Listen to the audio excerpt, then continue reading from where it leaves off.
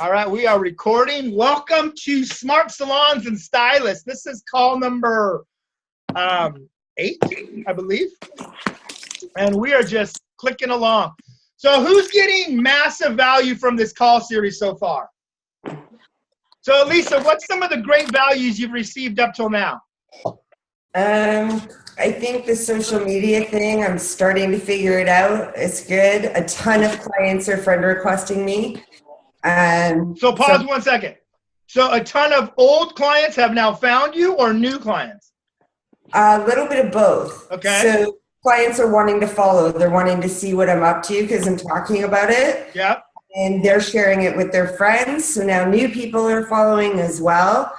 And then when I post something, I'm inviting every new person that likes to like my page, figuring it out. Yeah. And I think the biggest thing, like last week, talking about attitude was huge. You don't realize how negative you are sometimes until you listen to what's coming out of your mouth. Yeah. And you think, oh, that didn't sound very nice. So interesting. So the 2 weeks ago when we had Tracy on the call is what you're referring to about attitude. Yeah. And then when we do our one-on-one coaching, we've had some attitude discussions as well. Yeah. So what are you aware of right now as far as your voice or your words that are coming out of you that you're now at least checking yourself? I think sometimes we whine about little things. Like we all have that kind of conversation where everybody's chit-chatting or a client's complaining about something, and then you sort of get sucked in and you're like, yeah, I know when. And instead of doing that, it's like, yeah, and, what a great opportunity for this. Or, I'm so glad that I can help you feel a little bit better for today, even if it's just for a couple of hours or whatever.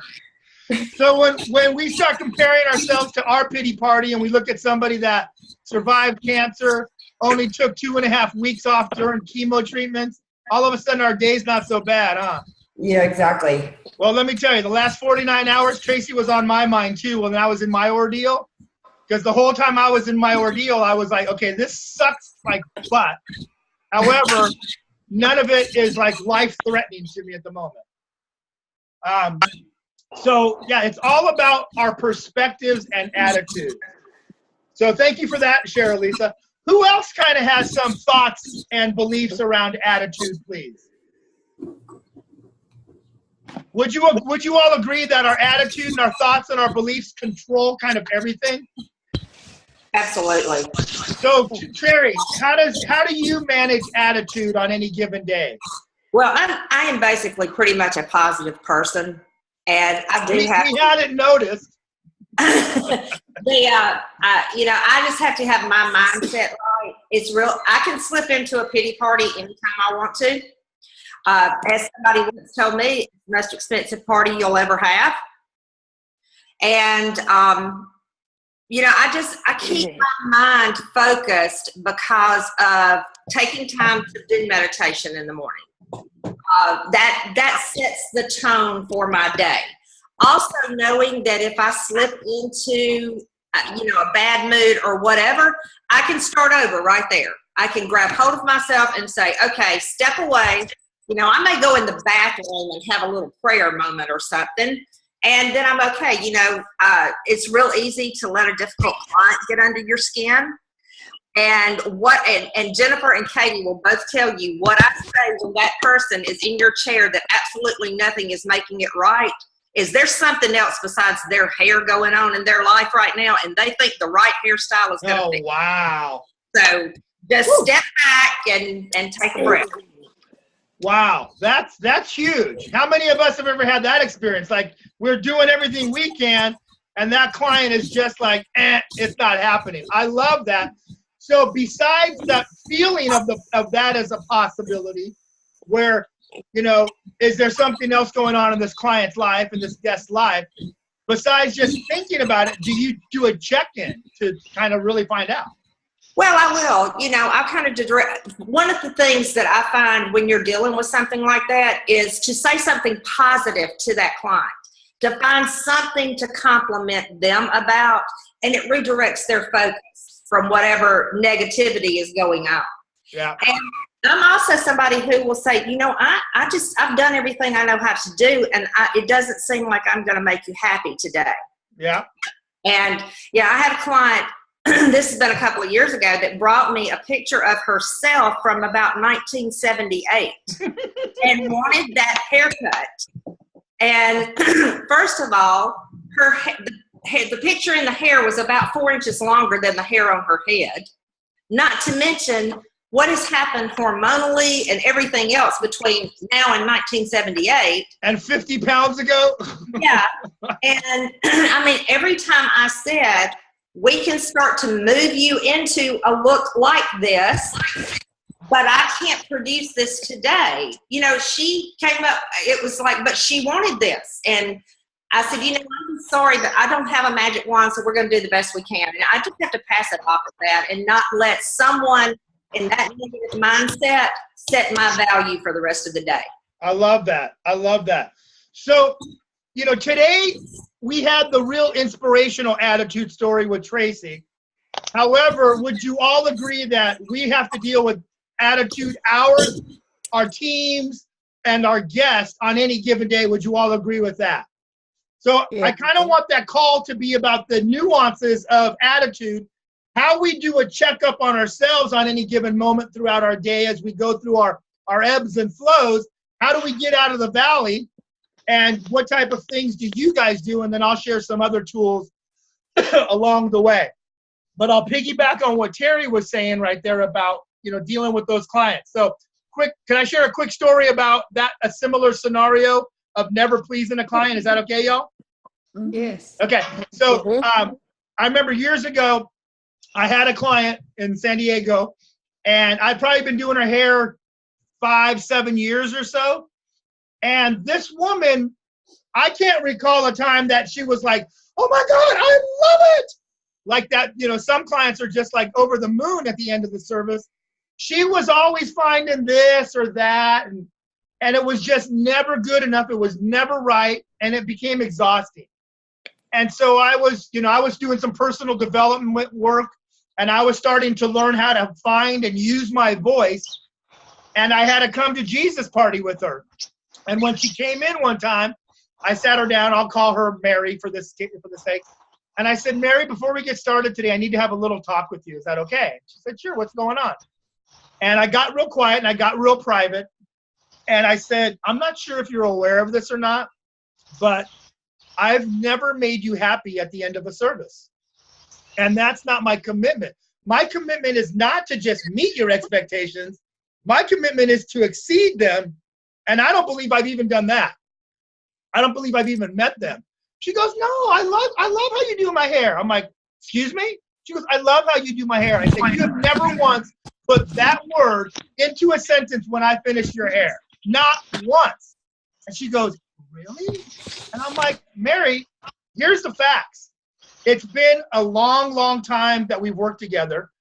You're not seeming to enjoying the experience, and I'm kind of getting over it myself. And here's what I want you to know. I'm not being sarcastic. I'm trying to be a support so that's a win-win for both of us.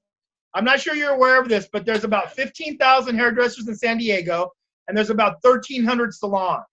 And I know a lot of people, and I'd like to give you a few references that I believe will be able to exceed your expectations. And she goes, are you firing me? I'm like, well, why would you want to continue to come to somebody that's not hitting the mark in your eye? And she goes, Oscar, I love how you do my hair. And I said, Mary, no, you don't, because you never say that. And she goes, is that really how I am? She said that. She goes, is that really how I am? And I said, Mary, every 5 weeks, that's exactly how you are. And she's like, she started crying. She started crying, and she's like, I am so sorry. I had no idea that was what I was projecting to the world. You want to talk about a freaking 180 on a human being? She loved it that day and continued to do her from that moment on. But I changed her perspective of how others saw her by getting straight with her. She was an entirely different human being until I moved to Georgia from San Diego the rest of the few years that I did her hair after that. And so You know, sometimes it takes a strong attitude from our part to have that scary and potentially messy conversation with people that can be very uncomfortable. Do you all hate those uncomfortable conversations? But are they necessary at times? Would you all agree? Yes. Yeah. So I think the important part of that is somehow to find that strength and dig in deeper to be able to communicate that. Another thing around thoughts and beliefs and attitude, in my opinion, is we train people how to treat us. Would you all agree? Absolutely. And when we say nothing, we've said it's okay. Mm-hmm. So and this could be with a client, this could be with your children. Until we teach them that that is not acceptable, they will be a 2-year-old and stretch it as far as they can and see what they can get away with.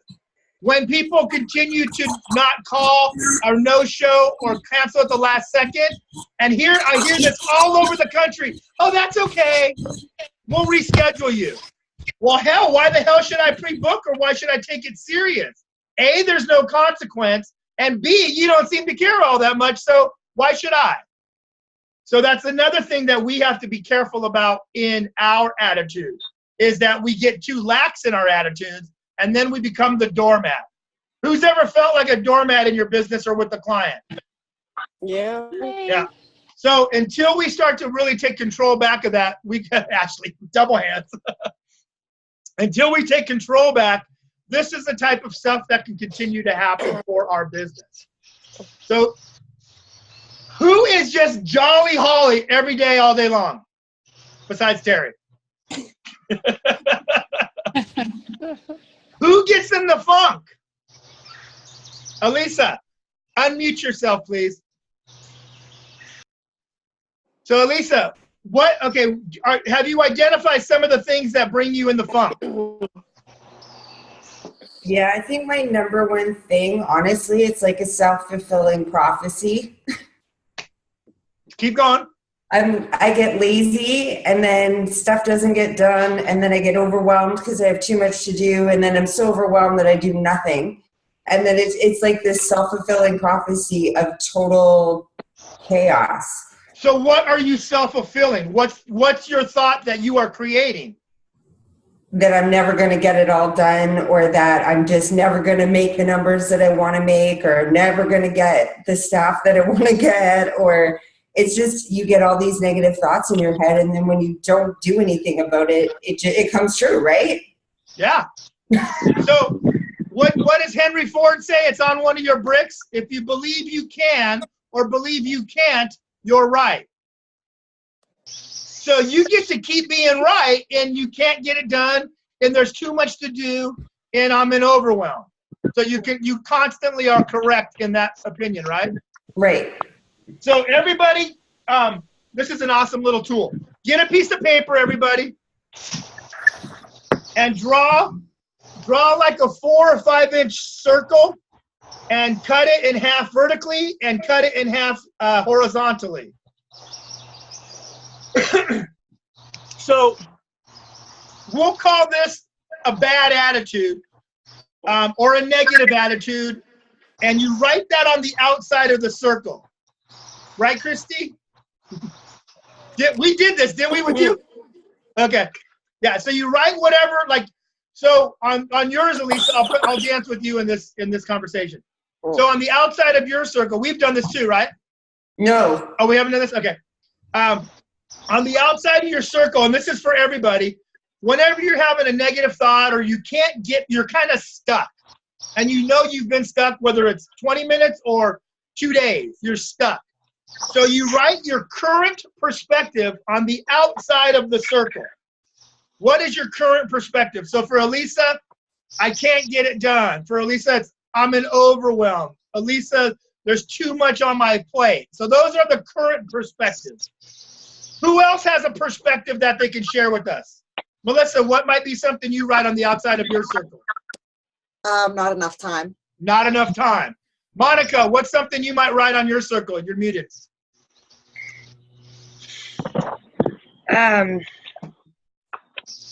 I agree with Elisa. The overwhelmed thing. I've said that many times. I get so overwhelmed, and then you just freeze and you're frozen. Paralyzed. Yeah. Mm-hmm. Who else has something? Christy, what's something that overwhelms you? Or whatever might be a negative thought. Just not knowing what to do next. You know, where do I even begin? You know, where am I going to start because I don't have an answer to fix a problem. Gotcha. Awesome. Thank you. Jennifer, what are some thoughts you might have if you would share, please? Well, I feel like I'm just kind of hanging in limbo right now. I don't feel like it's hard to explain. I feel like I'm just kind of stuck right in the middle somewhere. In your I don't business, feel like in my your attitude is personal? bad. No, miss. Like I feel like I'm just kind of hanging in limbo. Like doing Okay. I'm not doing anything different. I'm not doing anything bigger or better. Or That's perfect, Jennifer. So write that on the outside of your circle. Did you? I did. Okay. Mia, are you there, my Mia Amore? Yes, I am. So what are some things that you might have as a negative attitude or a bad thought or type of thing like that? I think just probably underlining fear of not meeting their expectations, being realistic or unrealistic. You know, even when they have unrealistic expectations, there's that part of me where it's like, okay, I can try to figure out how to please them, but the reality is that, you know, just unmet expectations. Sometimes there's just not any pleasing them. Okay, so does everybody have something on the outside of your circle written? Christine, what do you have, dear? You're muted. Still? Oh, I can hear you. We're in two places. We're like special. Oh, because I see your mic with the line through it on my screen, so. That's our camera phone, so you can see us. Oh, now I see you over there. Okay, this is so funny. Okay, I can hear you though. Keep going. Fear of the unknown. Okay. And so if you were to give that some sort of more clarity, like, because that's a very broad statement, but is there something specific that you're fearful of in the unknown department? No one particular thing. It's just fear. Are these your fears? Are these your fears, Ashley? Whoever was that. Ashley, are those your fears? Just the fear of unknown in general? Kinda, and the being overwhelmed too. I'd rather just put stuff aside than think about it. Because that's how you take care of it, huh? Mm-hmm. All right, y'all. So you have your stuff on the outside. Now in the first quadrant, like the 1 to 3 o'clock on the right, write an alternative perspective you could have versus the one on the outside. So, like Elisa. Are we supposed to have? I'm sorry? Are we supposed to have like 4 different like negative emotions on each of the quadrants? No, you can just write however many, whether it's 1 or 10 on the outside. You write your current perspective on the outside. And then in each quadrant on the interior, there should be 4 quadrants, 2 vertical, 2 horizontal. And you're going to write an alternative perspective you could have. So instead of, there's too much to do, one of the perspectives you could choose to have as a new perspective is, I will address my to-dos one at a time. Another perspective is there's more than enough time for me to achieve everything. That make sense? So go ahead and write down whatever a couple alternative, if you can fill it all 4 in, write those in. Hilda, are you writing them, my dear?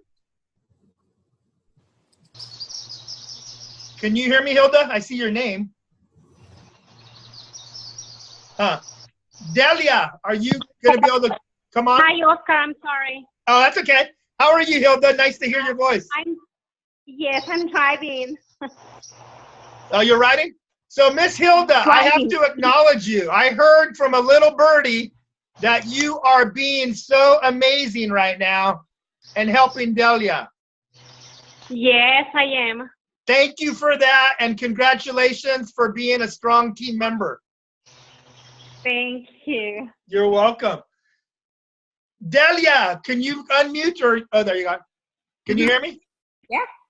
What are some things you have written down? I'm overwhelmed. And then I also I like what you said about we train people on how to train us. Uh-huh. I actually think that's what I've accidentally done.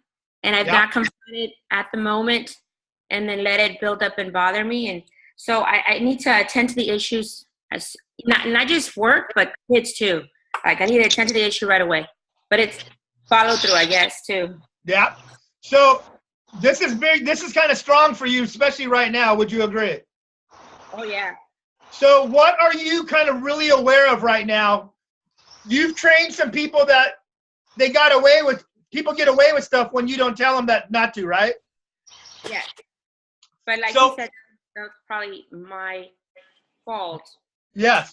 Not attending to it. But I didn't realize.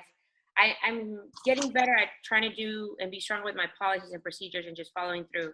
Correct. So what I see missing for almost everybody in this industry, when things go bad, it's because of two things usually. They don't have structure and systems in place.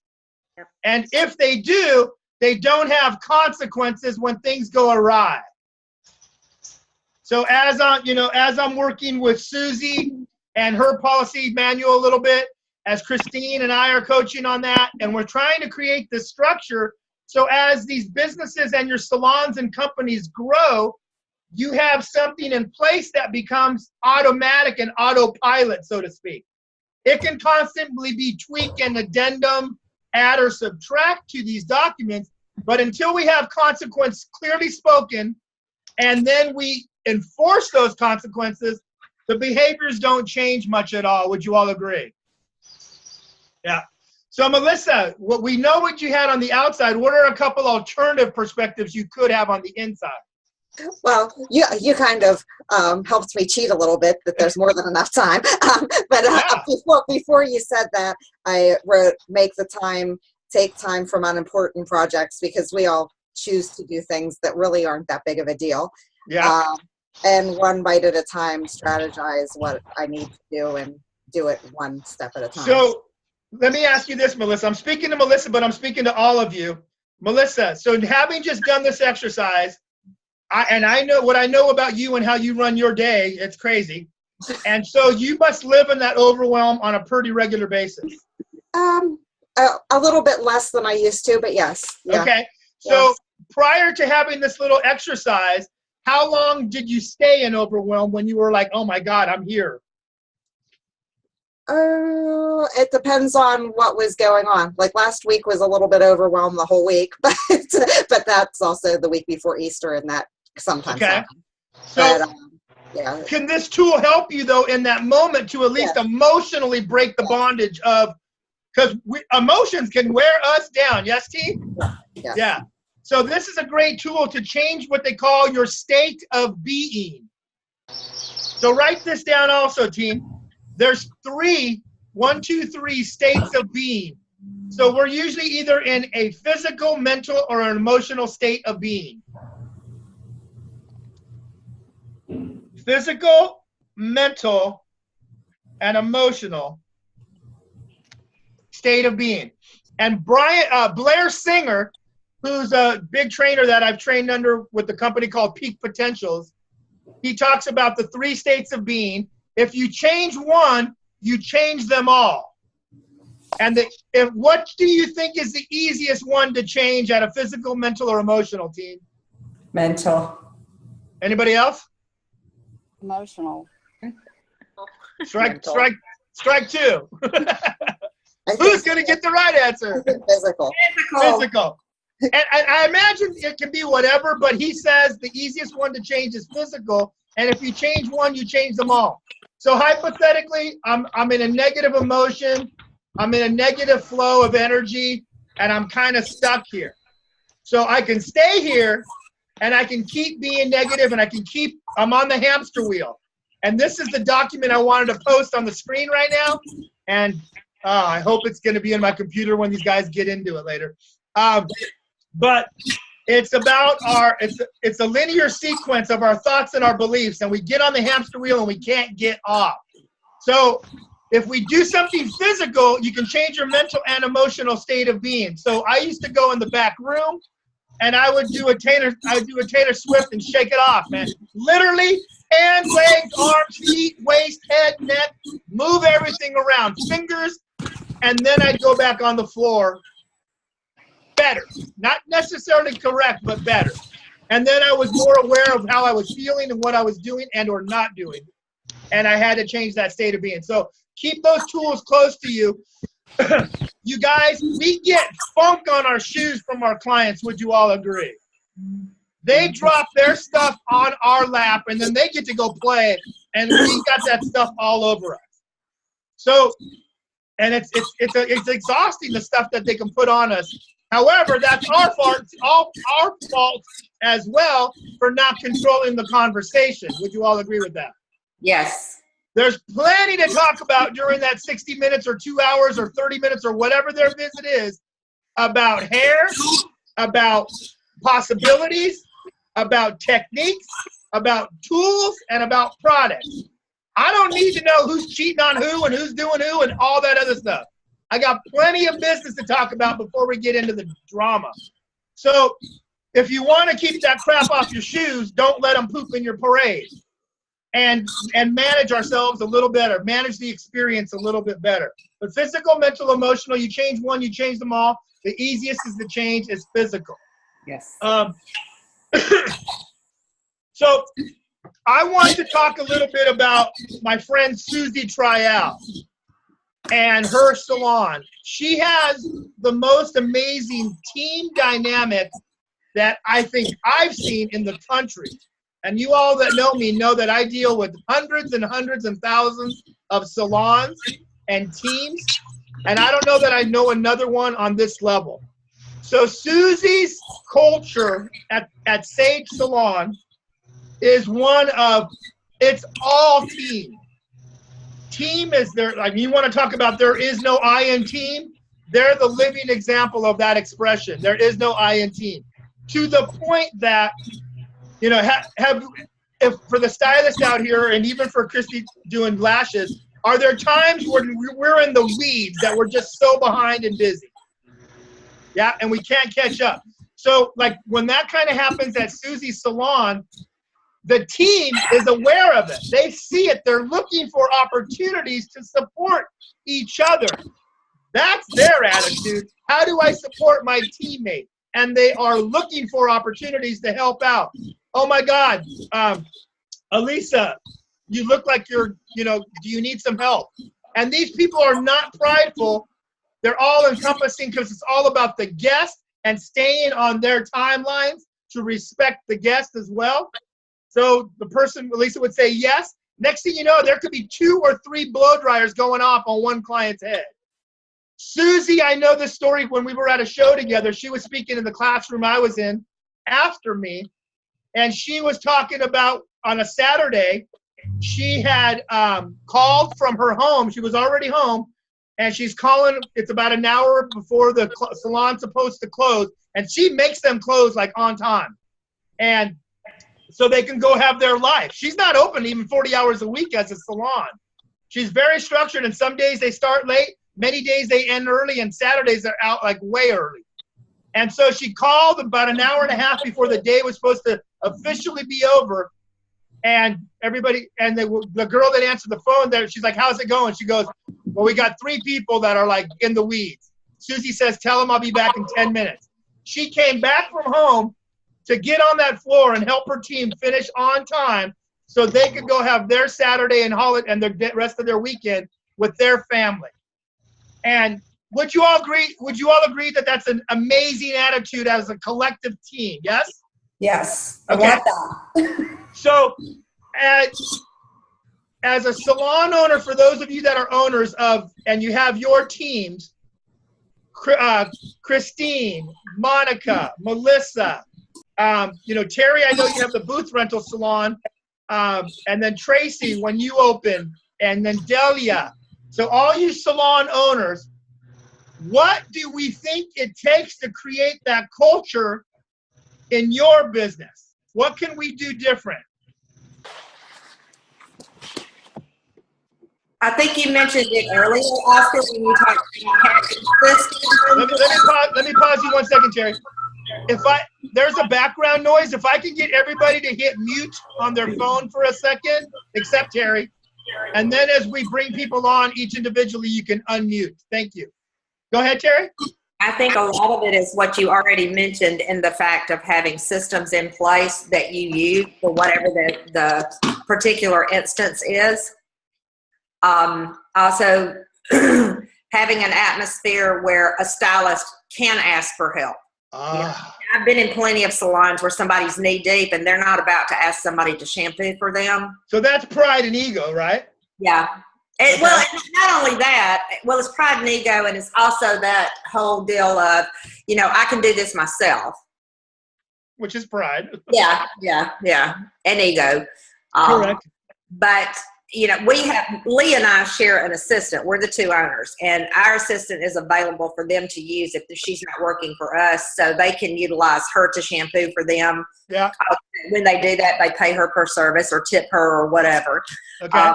I'm willing, if I'm not busy, if I'm not with a client right then, I'm willing to help anybody. Okay. My staff is pretty good about going around, like when they're anytime anybody starts to sweep their own hair, they sweep everybody's. Yeah. They just do that. And that's something that's very nice. At my buddy Kendall's salon in North Carolina, where I spent the summer at the beach last year, that's one thing I noticed about almost everybody on their team whenever they go to their station. And there's a big, huge salon, 20, 30 stations. They'll take that big broom and they'll roll through the aisles on their way back to the back area where they pile up the hair. But nobody says anything. Nobody asks for it to be done. It just gets done. Yeah. So I think that's a small thing, and that's pretty common. So let's look for some nuance that takes it even to another level. But thank you for that share. Elisa, unmute, please. I came from a salon where nobody helped anybody. It was sort of a giant disaster when I first started out. And when I went to work for the next boss, I think it was like my second day there, I was crazy overwhelmed, and the owner said to me, "Oh, let me shampoo." I almost fell over. I'm like, "Are you kidding?" Wow. Here's the owner of this beautiful salon, and she's offering to help me. She swept hair. She helped me with the new color line and everything else, and I think the owner sets the tone. Correct. When the owner is the one showing people, hey, I'm not above shampooing, I'm not above sweeping your hair, I'm not above cashing your client out for you, everyone else sort of steps up their game because the example's been set. Big time. And that's an amazing owner. Was that who I think it is? No. Oh. The one that, in all fairness, they didn't do hair.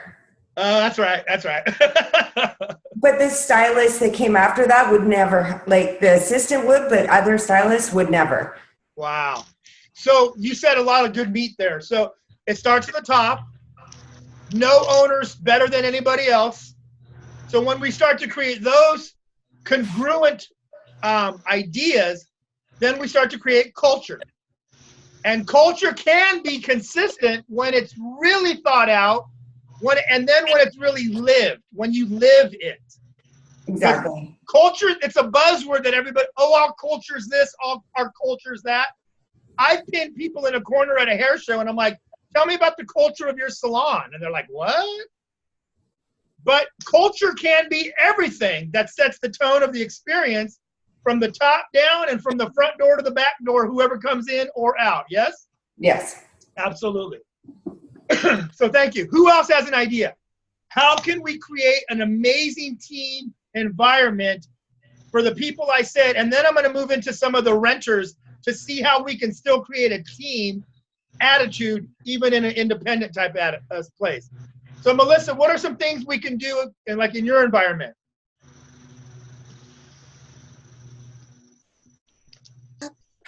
I was actually going to say what Elisa said about the starting from the top down. When I'm working as a stylist, because there's days that I'm in the office doing office work and there's days that I'm working as a stylist, and when I'm in the office I don't notice as much, but when I am working as a stylist, I'm ripping foils, I shampoo for people, I sweep people's hair, I clean the bathroom, whatever the stylists do, I do also. And I think that's important. That's actually something that my mom taught me, that you don't ask anybody to do something that you wouldn't do yourself. Amen to that. That's great leadership and great ownership from that point as well. And I just think it's as simple as treating people well. If whatever somebody needs, look at what you would need in that situation and just do it. Amen. I get that. Thank you for that. Christine, question, dear. Hi. Hi. Oh, we did it right. What are some things you hear you could do different or better or more of? You're looking at me? Yeah, to create that team attitude where, you know, there's no excess of pride. We want people that are prideful of their work, but not too pride to ask for help. We want people to, you know, have those things where you're creating that culture of team environment, and everybody is inclusive. So we have like our dream team. We have a few of us who I would consider our dream team, and then we have one that's no changing. And we were actually just saying she'll never ask for help. She could be running an hour late and she'll never ask for help, which I find so strange. Yeah, there have been countless where we've asked if she wanted help with the blow dry, and she's like, no, it's fine. So she's okay with disrespecting the client and being an hour late, as well as the potential new client who's waiting. Mm-hmm. Is that correct, Christine? Yeah. So having said that, and I'm going to kind of call you out here for a moment, from love, not from anger. How is that okay with you as an owner for that to go down in your company? It's one of those things that I feel like we don't even realize how late she's running, because she doesn't make it look like sweating. She doesn't what? She doesn't look like she's sweating. Like, she just looks like... Yeah, but all you have to do is look at the appointment schedule to know she's behind and somebody else is waiting for a half hour already. Yeah, she's good about having the receptionist call the clients when she's running late, but... Okay, so how is that okay with you as this owner as well? I don't know.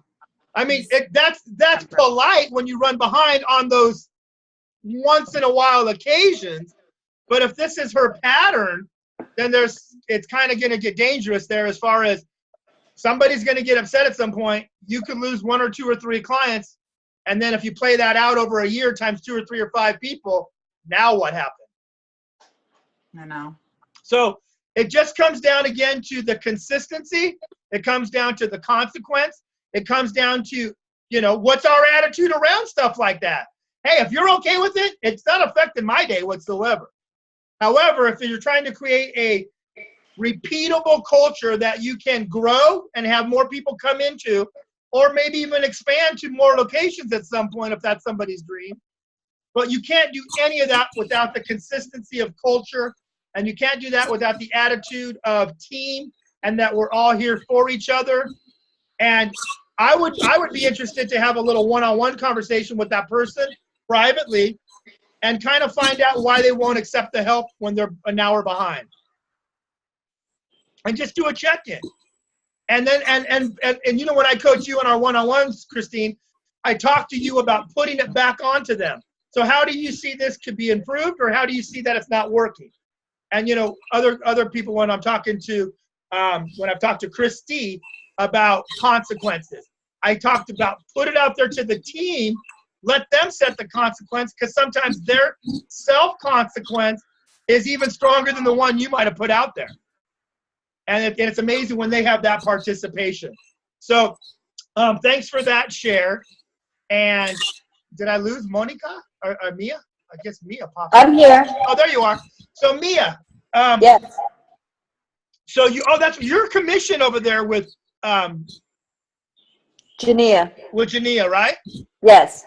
Okay. So I've known her for years, but I've never been to her salon yet. What's her culture like?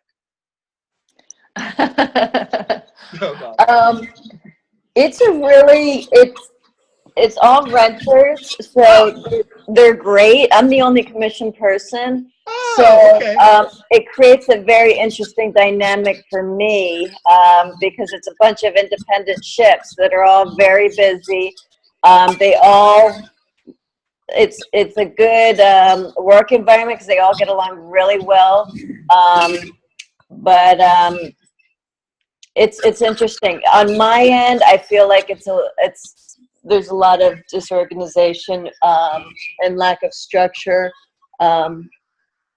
Definitely a lack of more structure than what I'm used to, because the client waiting for an hour or a half hour is a regular occurrence, and having 2, 3, 4 people all that they're working on at a time is a regular occurrence. So so this being a booth rental salon, you being the only commission employee there at the moment, so, and that's my point, that it's so hard to create culture sometimes in a booth environment versus employees. And so it's kind of like, sounds like that one's kind of gotten away from her, because I know she's so focused on her platform work and her on locations and stuff like that. And so the salon sounds like, is there a manager there? No, it's pretty much everybody on their own, more or less, of which they're all successful. So it kind of works. It just, yeah. A lot of it's, I feel like a lot more seems to fall on little stuff. Definitely gets like lost, like just cleanliness, just structure, keeping the clients on time, catering to them. I notice I'm the one going around asking people if they want something to drink, and they're like, yeah, I would love something, constantly. And they're sitting there, you know, it's not offered to them, or it doesn't seem to be offered to them. The receptionist is on the front with the nail department, and they're not really, the salon is in the back and the nail salon is in the front. So it's 2 different, they're together, but it's divided in the middle. So, you know, there's definitely what I feel a little bit of a lack of catering to the clients. Okay. You know, I don't know. It's interesting. I've never been in a dynamic like this before. So. Have you talked to her? A little bit. I offered to help with organization, and she was extremely surprised. Looked around, she said everything is organized. So we have very different ideas of what organization is and what is fine. So realizing that, like, wow, okay. So that is like such the perfect transition right there, Mia.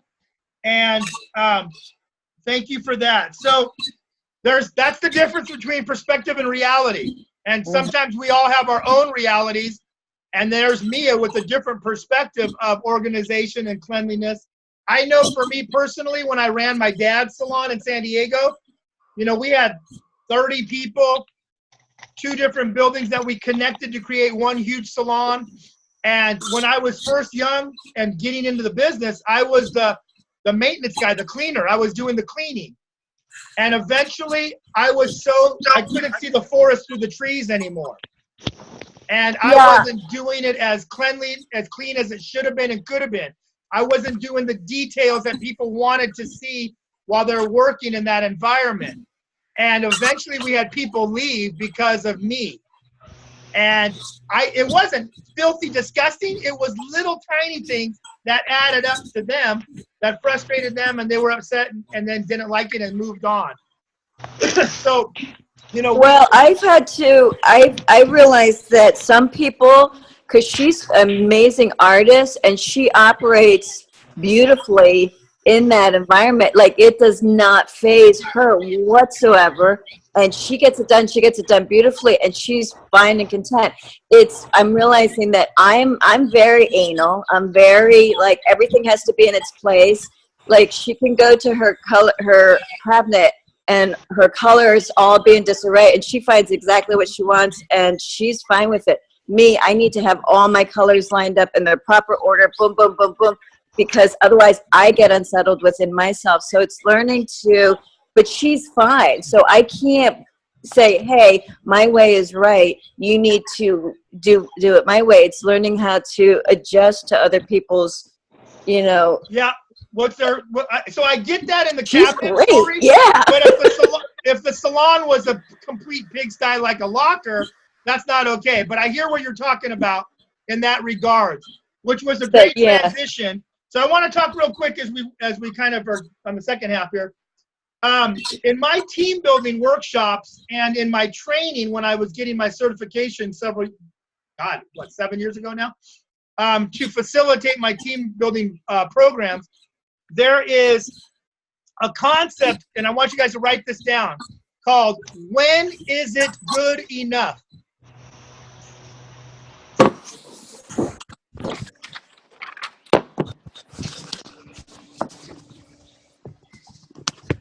So when is it good enough? So when I was in this workshop, my mentor, Tom Leahy, was talking to us about, I was in a small group of facilitators, like actually everybody had titles with initials and MDs and psychologists and counselors. Here I was, this hairdresser rolling into their world. It was funny. But Tom took us all through this scenario of like activities, whether you're like a hike or a walk, a bike ride, those type of things. So everybody kind of take your head into that type of thing. You're at the gym, you're on a hike, you're going for a walk, you're going for a bike ride. Has anybody ever done any of that stuff? Raise your hand. Okay. When you're doing these things, let's say you're on a hike or on a bike ride. How do you know when it's time to turn around, or how do you know when you're done? Give out. Who's that? No, I was just saying when you wore out. When you're wore out, okay. What else? What are some other ideas? When do you stop? When do you turn around? When you've had enough. When you've had enough. You set a goal. So Wendy says you set a goal. So, let's say you're on a hike and you're getting tired.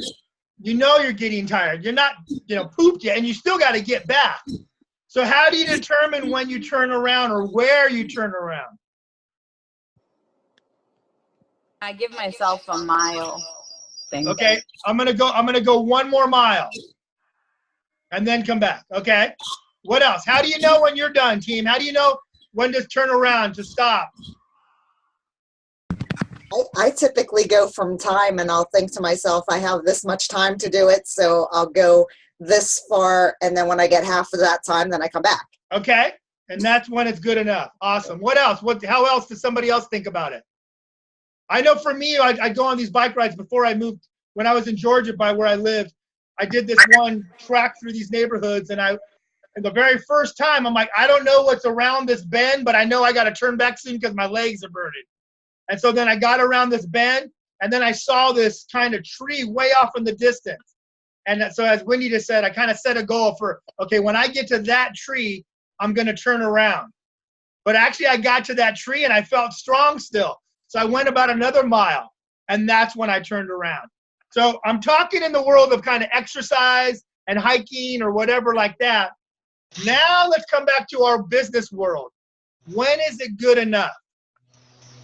So how do we know when that cut's done? How do we know when that style's done?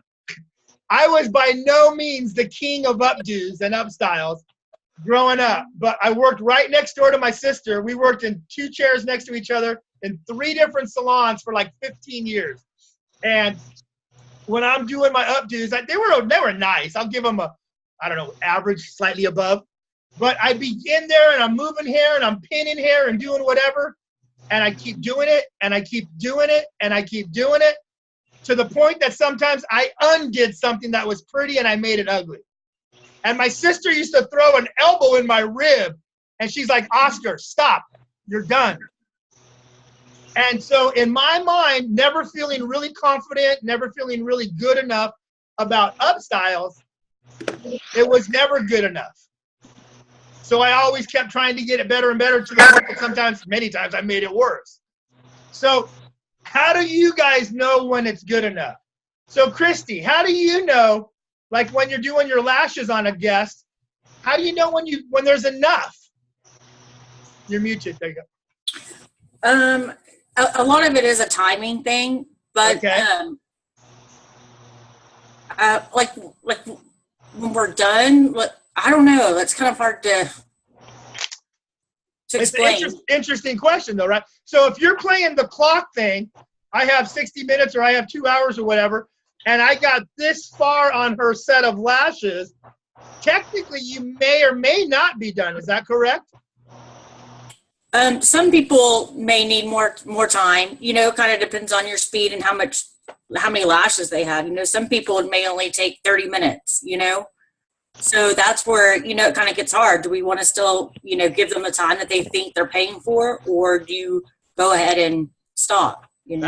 That's interesting. So if you're done with somebody, you have enough lashes that you've added, in your mind, you're done at 30 minutes, but then you have the voice in your head going, oh, they're expecting me to be doing this a lot longer.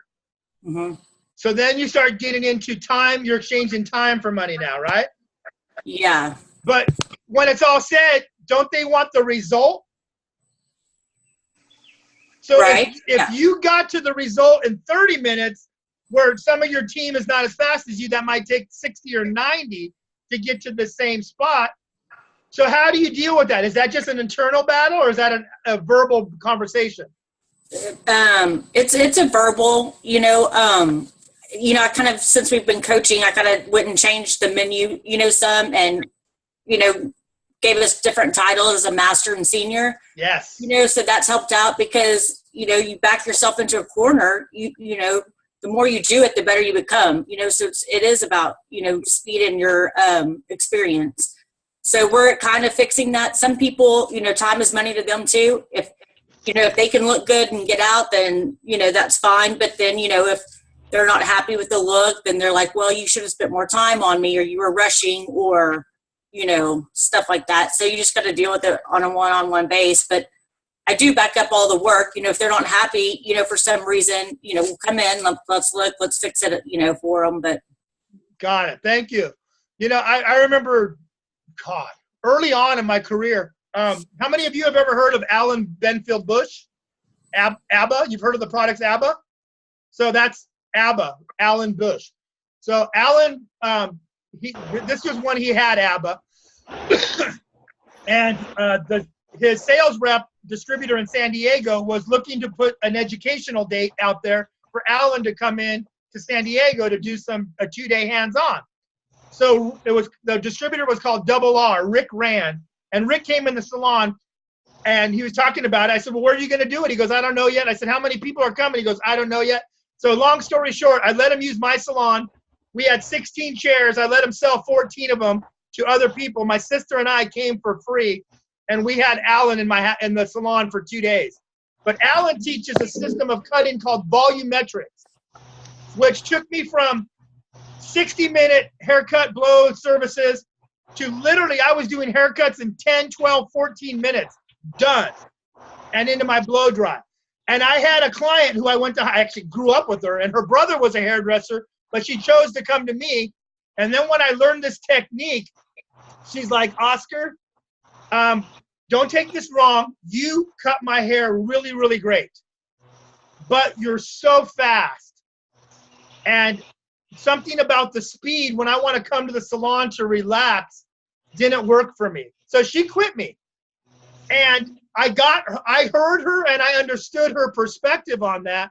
But for me, time's money, and I was working on building a better business and a better mousetrap and a better model that worked for me. So I was allowed to let one go while I increased, 100 other people's time there. And, other people not so many people want to hang out that long anymore. So that helped me to get through it. But it made me question, when is it good enough? Is it not good enough to do a technically sound 15 or 12 or 14-minute haircut versus that same technically strong haircut that takes somebody else 45 minutes? And so we start to play with our minds. So I bring it back to you all. When is it good enough? How do you know you're done with the guest, with the service, with the experience? When is this service, when is the experience good enough? Was that a 7 that I just gave them as an experience today, or did I give them a 10? If I gave the first 3 people of my day a 10, but then I'm getting tired, burned out, or an attitude of negativity, and my 3, 4, and 7 o'clock at night got a crappy experience, that's not okay either. So Monica, when is it good enough for you? I think when I'm satisfied and the guest is satisfied and you've communicated that with each other, is this good? Does this look nice? Or, when you're doing updos, when it's polished and, even, and the guest likes what you've done and you're satisfied and it's secure and that it's good. If I'm not happy and they're happy, I will keep going to make sure that it's good. And if they're not happy and I thought, okay, I don't know what else is missing, we'll keep going. Okay. And so let me stay with you here for a second. So when you get there and in your mind, they're good and you're good, when you've completed a work that's good enough, do you ever look at it and go, I could have done better? Sometimes. Okay. And what do you do with that when you have that feeling?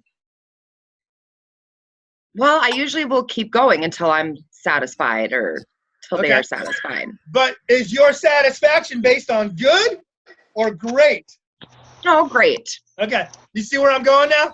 Yeah. Because you guys keep hearing me say, what gets in the way? Some of you heard it said, what gets in the way of great, team?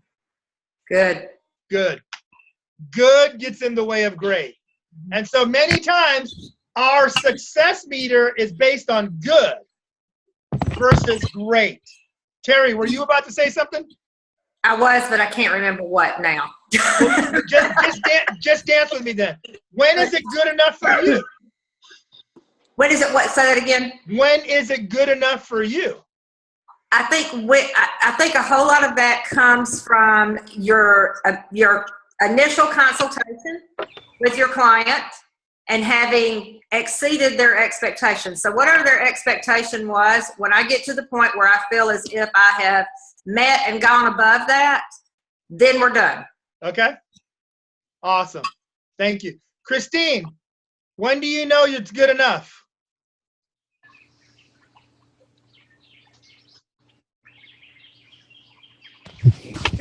Tap that thing, girl. There you go. Okay. Finally. How do you know you're done? When is it good enough? I feel like how Monica, where you just keep going until you love, you talk to your client both on the same page that you really love how it looks.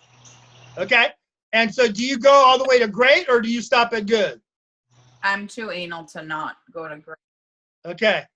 Awesome. Awesome. Elisa, how do you know when you're done? When is it good enough? Okay, so good enough for you or good enough for the client? Because that's not always the same thing. Well, talk to me on both levels then. So I know, like, I'll have a client where I'm still picking at little things, fine tuning. And they're like, oh my God, this is the best haircut ever. And I'm thinking, yeah, but maybe I could just, so if I stop knowing that technically maybe it's not 100%, but they love it, right? And if you continue sometimes past that, then they start looking for things and then they start finding fault. Got it. I like that. Okay. And then, so what about for you? Oh, I'm totally OCD. And therefore it's never good enough? I'm working on it. Like asymmetrical haircuts are my worst nightmare. Really? Oh, like you better, as soon as I put those scissors down, you better get out of my chair because I just want to even it out. Yeah. That's funny. Oh my God, that's so funny. Thank you for that. How about Katie? Miss Katie, are you there? I'm here.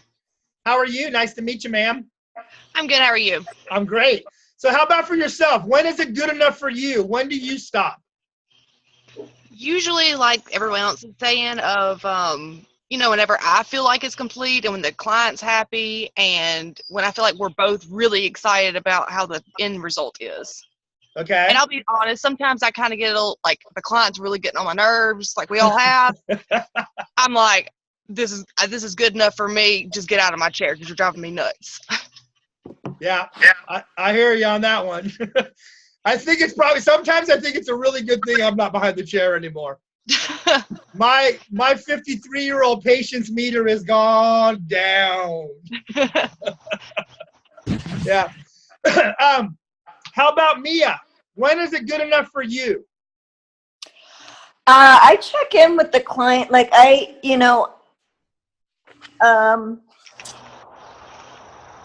them what they think. As an artist, I mean, after communicating them and talking about our end goal, I have in my mind, where I'm getting to. And I find myself a lot of times, going, wow, I love what I created here. And I mean, I tell the client, I'm like, I love this. I hope you do. What do you think? And, and we go from there because it's fun for me. And I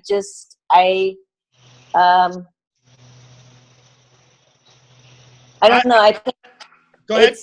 I just check in with the client a lot because, like with my up styles, I know I have to sometimes just walk away and put the comb down. But with my haircuts and colors, I'm more like, I check in with the client a lot because I'm like, this is how I feel. I feel this is what we talked about and this is what we reached. What do you think about it? Because I'm loving how you're looking right now. What do you think? I do that a lot. Mia, are you open to a little coach? Are you open to a little coaching real quick? Sure. So it's interesting the verbiage you just used. I've heard it before. I've used it before. And then I tweaked it and learned a different way. So when you said, oh my God, I really love this. This is beautiful. I love it. I hope you do too. Does it really matter if you love it that much? What, the client or me? You. You said, I love this. I think it's beautiful. I hope you do too. But does it matter all that much that you love it? Who really needs to love it? The client. Okay. But it does because it's my work. Correct. I get it. You can have your self-pride and pop your chest out like, I love what I did. Mm-hmm. But as far as the conversation, I'm going to challenge you to flip it around and do this. And all of you, I kind of want you to learn this nuance. This is a great, what we call transition. The service is ending. It's winding down. And there's some things that need to be done as we complete the service. Would you all agree? What type of things do we need to do to wind down a service with the guest before they check out? Check in with them. Okay. What else do we need to do? Educate them on what? Recommend products. Bam. What else? Ask them to rebook or tell them how long this hairstyle will last. Okay. Perfect. They need to be back. You nailed it, Terry. So we need to start talking retail, education, and then ask for the sale. And then we also need to get the rebook happening. So what I used to do is I'd call it the Oscar check-in. So Elisa, dance with me for a second. So I just finished doing Elisa's hair. I haven't said this to her, but in my mind, I'm like, I like this. This is cool. I'm loving it, blah, blah, blah. But I don't speak that. Elisa, so how do you love your hair today? It's awesome. What do you love about it?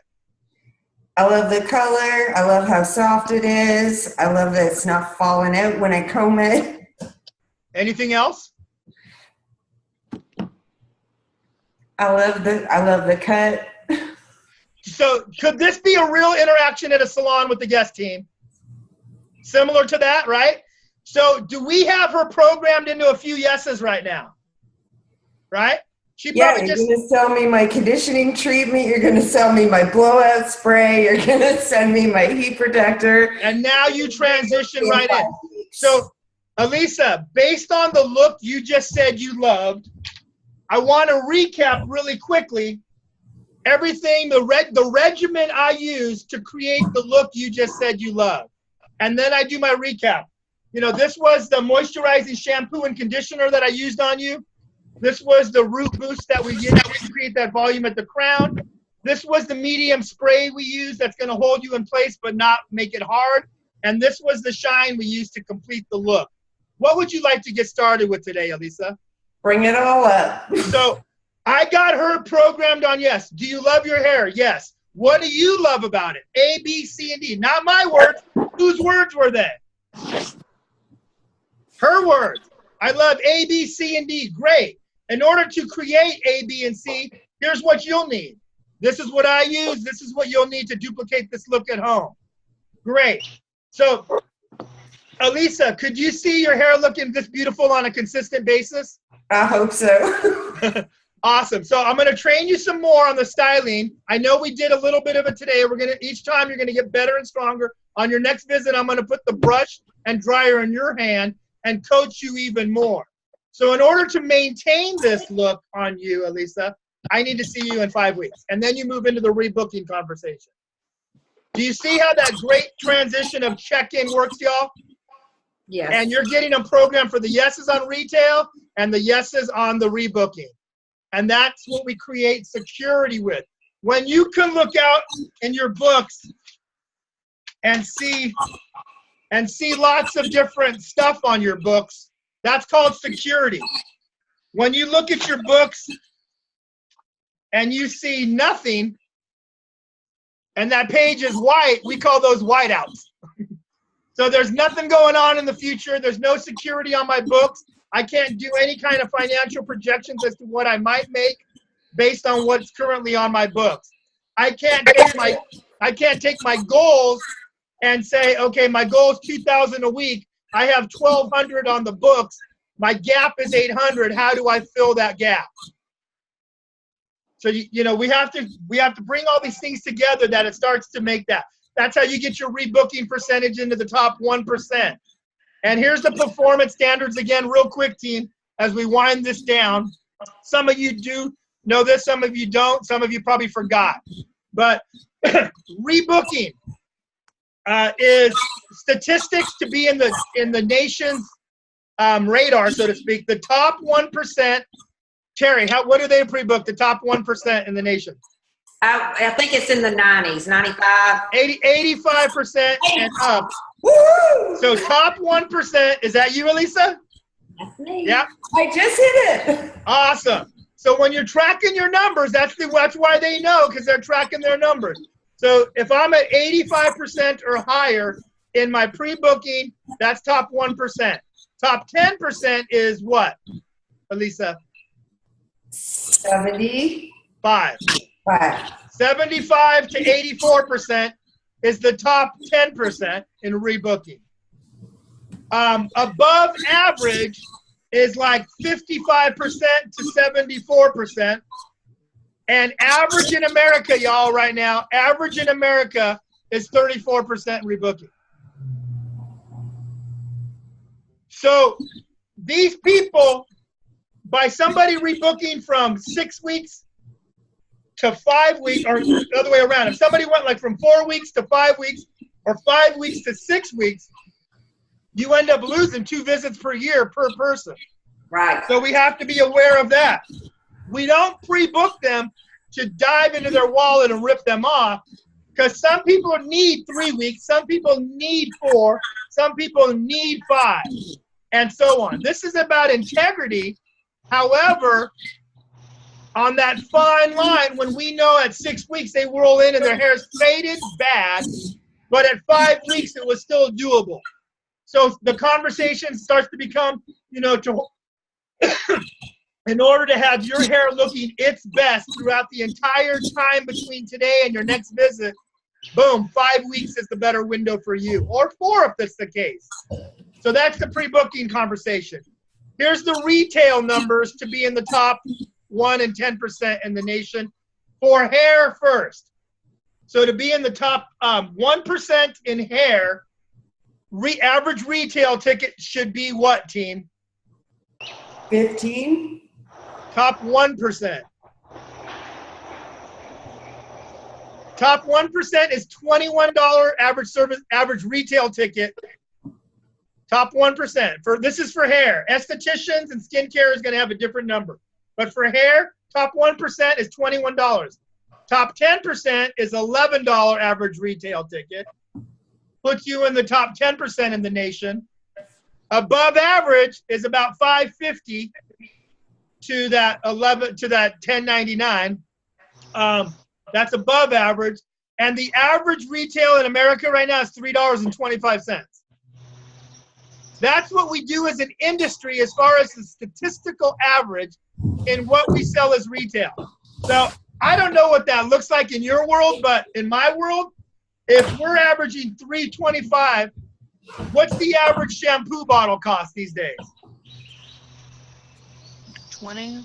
14. 14, 20. 17. 17.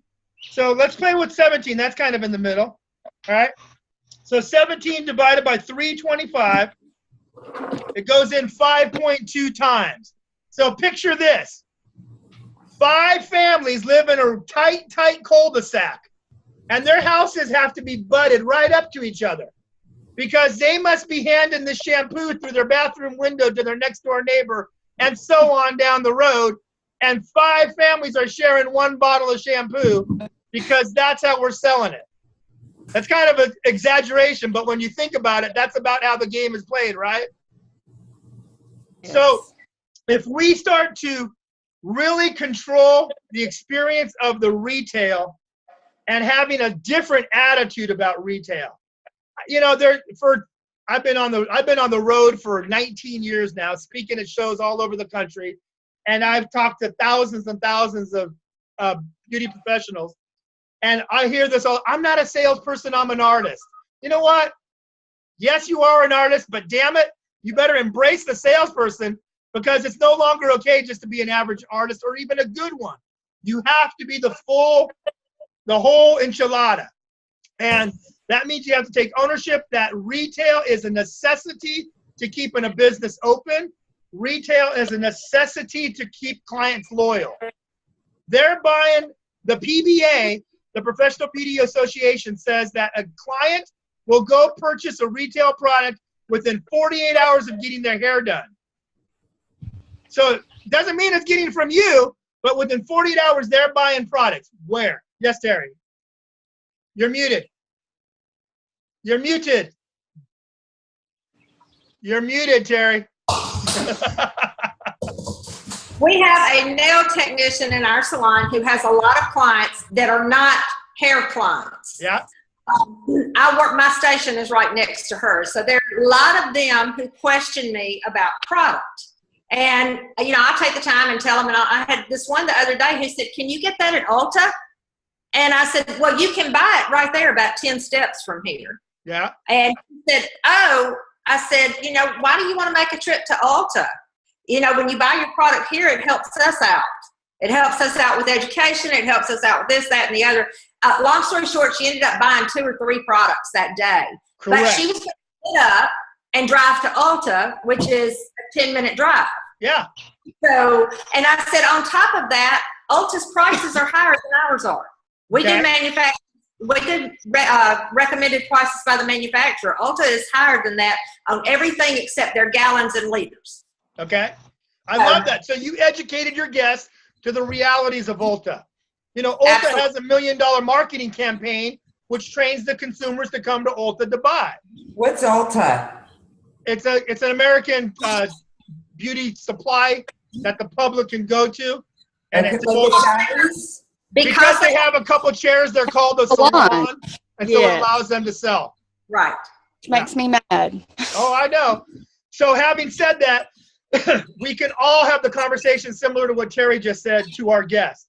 And what I mean by that is I have a story with Lynn Heckmer, my old client.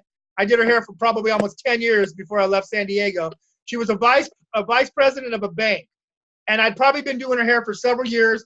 I had come on board with Inspiring Champions, and I was learning how to do the business stuff. And I was selling more retail. So I was asking Lynn to purchase her retail. And she said, oh, I think I'm just going to go across the street to the supply over there. And I said, may I ask you why? And she goes, well, to save some money. I said, oh, okay. So saving money is important to you, yes? And she said, yeah. I said, I get that. I said, do you know for a fact that they are cheaper than I? And she goes, no, but I think they are. I said, so you don't even know that, but you assume that. And she says, yeah, I guess. And I said, well, the fact is, I think they are 25 cents less than me. And she goes, that's it? And I said, yes. I said, and Lynn, here's what I would love, and I'm going to ask you for your business in. You could go anywhere to buy your retail. I get it. But when you purchase your retail from me, I'm not sure if you're aware of this or not, but I get rewarded in education from my distributorship. and Lynn, who do you think the benefactor of that education is? And I was just big old smile. And she goes, me? And I said, absolutely. I said, so are you willing to invest with me and purchase your retail here so I become the best talented artist I can be for you? And in that moment, her paradigm shifted. And she's like, absolutely, Oscar. I had no idea. So I won her business back. I had such a great victory and success from that conversation that became my model from then on with any client that talked about going to get their retail from somewhere else. Would you all agree it's already a no if we don't ask? Yes. So what are the two possibilities that can come out of an ask? Yes or no? Bam! It's already a no if we don't. They're going to get it somewhere. But hypothetically, let's say we gain 30, 35% back in our market in our salon. So what does that mean for the salon? What does that mean for you as a stylist? And even if you don't make a ton of commission or none, it's not about that. It's about serving the guests completely. It's about giving them the tools to duplicate the look you just did on them. It's educating them on how to use those products to duplicate that look. And now you have a walking billboard out there that is your advertisement looking amazing all the time. Because it's not good enough for your client to look good just once every 4 to 6 weeks the day they leave the salon. Would you all agree? Yes. So, and whose fault's that they only look good one day out of 4 to 6 weeks? Mine. Because what did we not do well enough yet? We didn't teach them how to do what we were doing. Yeah. So when I was young and dumb and full of ego, I'd have these clients come in and like, oh my God, I can never do my hair like you. Oscar, will you come do my hair every morning? Oscar, will you marry me so you can do my hair? Oscar, will you be my boyfriend? Blah, blah, blah. It was hilarious. And I'm like, and they're like, I can't do it like you. So I'm all like this. Damn right you can't. You know, I thought it was all about me. Like, of course you can't do it. I'm a superstar. You're not. It was like, dumbass, read between the lines and educate them to do it like you. Because if you think about this, team, how many of your guests that are looking beautiful all the time send you lots of referrals? Is it the one who can duplicate their hair consistently, that looks good in between visits, that tends to be the one who a lot of people are referred to you by, right? Yes. So, oh my God, I hate when I have a lot of those people out there, right? If you want to grow your business, grow your duplication factors with your guests. And they will become your free sales force promoting you. Do y'all agree with that? Yes. Okay. Would you all agree that this call was a little bit all over the place, but it was all encompassing still around attitude? Yes. Would you agree that we can have stinking thinking around retail? Yes. We could have stinking thinking around clients. We could have stinking thinking about walking in that front door sometimes, right? All those are attitudes. Are attitudes chosen when it's all said and done? Yes. Yes. And so almost all of you have either personally owned or access to the bricks. This is my biggest attitude adjuster that I, oh, look at Terry, I love it. This is my biggest attitude adjuster in the world. There's days that I flip 3, there's days I flip 13. Yeah. It depends on the day. If I need to constantly be changing my attitude, what are the 3 states of being, team? Physical, mental, and emotional. If you change one, you change them all. Physical is the easiest to change. Flipping bricks is a physical activity. And as soon as I go get my bricks, not only do I have the physical action, I now have 3 new words that can inspire me and shift my state of being to get me back on that floor to go crank on another 5 or 7 people for the day, but with a smile on my face, with gratitude in my heart, with it never being good enough until it's right. And if we can start to really work on all these little nuances of attitude, do you think we can create a different guest experience, team? Yes or no? Yes. Do you think we'll feel better as an individual on who we are and where we work and how we work? Yes. Yeah. So y'all have a great attitude now. What I want to do really quickly is go through everybody and ask, what's an attitude you want to embrace this week? Give me a word around attitude. So Jennifer, you're on my far left screen here. Are you hearing us still? I'm hearing you. You got to show me that cute little hat and face again while we wrap up here, girl. Look how incognito you are. I love it. So Jennifer, what is an attitude you would like to embrace this week? It's not really a word. Maybe I just want to try some new things, maybe reinvent myself a little bit. Girl, I like that. Look, do you wear that hat and glasses to work every day? No. There's a new reinvention right there, because that looks cute. Go get it, girl. Thank you for being a part of this, Jennifer, and I'm glad you came on board. What do you think about this experience, Miss Jennifer? I enjoyed it. I appreciate you letting me in on it. What did you enjoy about it, please? Maybe hearing some of the other things that other stylists, their experiences, because sometimes you feel like it's just happening to you, maybe. Yeah. You're the only there's some one heads shaking on the screen right now. They're all agreeing with you. You know, you feel like sometimes, well, I'm just the only person that's feeling this way, so it's my problem. But I feel like I'm glad that I'm getting to hear some other stylists. It makes me feel better about some of the feelings that I have. Awesome. Well, we'd love to I will tell you this, if you'll let me cut in for like 1 second. Yeah. We've talked about booth rental, and we are booth rental, but I will tell you, I've been booth renting for 25 years, and being 46 and feeling like you need to do something different when these young stylists are coming in, and you need to, like I said, reinvent yourself. Okay. With Terry, she's very good about keeping our salon more. It's the closest thing to a team commission type salon that you can get and booth rent, and I've had all experiences. Wow. That's awesome. She keeps it very team oriented, and I really like that. It's, you know, and everybody has jobs and things, and it keeps it more like a commission based salon instead of just everybody's booth renting and doing their own thing, and I love it. It's slinging stuff everywhere, and it's very organized. The color's very organized. That's what I love. You know, it's more like a team salon. Jennifer, thank you for that share. That was very powerful, and thanks again for being a part of today. Miss Terry, what's an attitude you're going to embrace this week after you unmute? I'm going to try to have an attitude of gratitude all week long. Wait a minute. You're going to try? I'm going to have an attitude of gratitude for my staff as well as my clients. I'm going to try to have more of a servant's heart this week than I normally do. Damn. I don't know how much more you can do, but you go, girl. Miss Elisa, always room for improvement. That's true.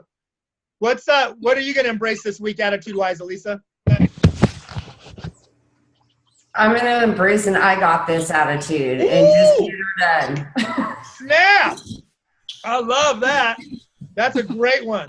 And do you think truly if you held on to that vibe, what could you produce? Not emailing you with shit that was supposed to be done last week. And then at midnight. And then Miss Disempowerment with your words like I suck. We're gonna work on that. Good thing we have a call coming up here in a few minutes because I'm gonna spank you. Christy, what's an attitude you're gonna embrace this week, my dear? I want to bring more energy to my team, and I know I need to work on that. I think they look to me, and you know, a lot of times I come in with a million things in my mind, and I need to really just embrace them and my clients, you know, and just have a better attitude, lots of energy, and bring a lot of life into the group. Would you say that's already begun to shift? Yeah, it has. Because as soon as we started coaching, you went into work a different person. Yeah, I did. So it's starting to happen, but I love that you're hyper aware that you definitely can increase that. Yeah. Awesome. Thank you, my dear. Christine, we'll start with Ashley. What are you going to embrace this week as a attitude? And not a negative one, little girl. No, an attitude of lightness and airiness, to not let things bother me. And how are you going to master that and control that?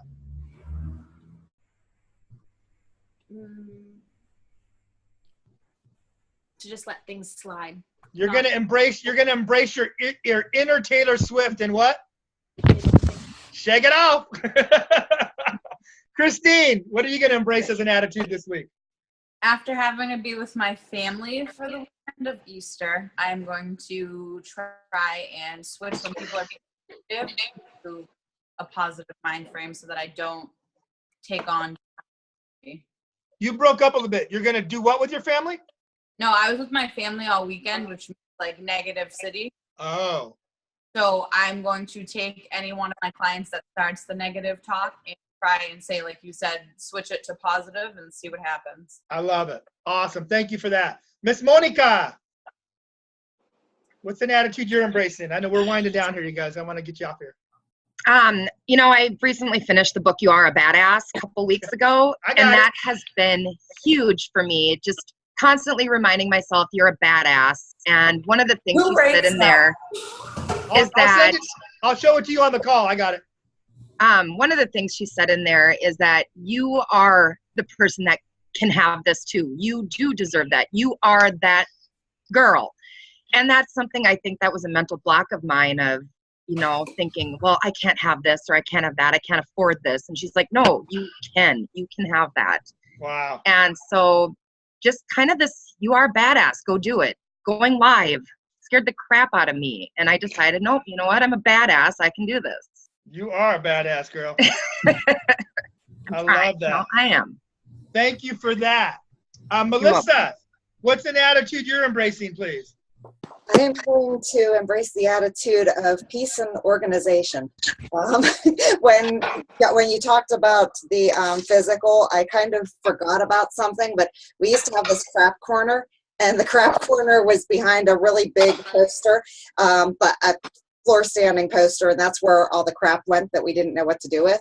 Yeah. And now that we've remodeled the salon, that crap corner is gone, and a lot of it has become in here in my office. Okay. So Wednesday, I have a little bit of time, and I'm going to organize and get rid of things that we don't need in here, and I know that will give me a better attitude as far as when I'm in here. It's not going to feel as weighed down on me.